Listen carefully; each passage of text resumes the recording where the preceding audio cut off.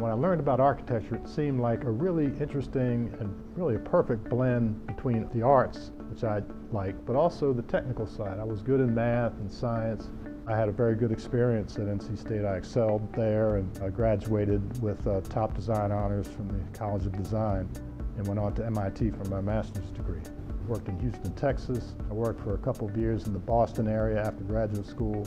But ultimately, I came back to North Carolina because I remembered from college that this was a growing area. And for architects, that's something you want to keep an eye out for. Starting as one person, I had this notion of working on libraries, museums, schools, things that at the end of the day would benefit the communities where they were built.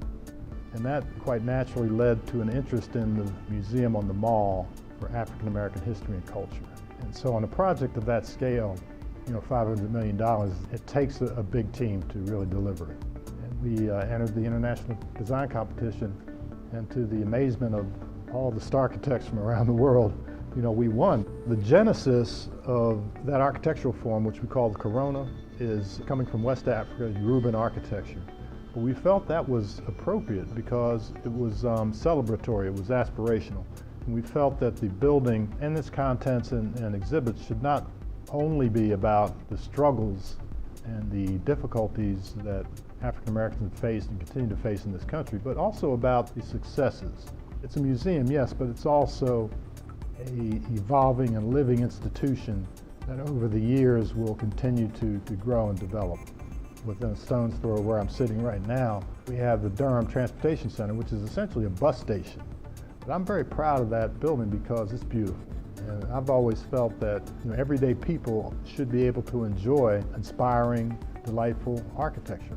The Durham Health and Human Services Complex is also one of our recent projects. It's a LEED Gold certified building, which means that it's very sustainable.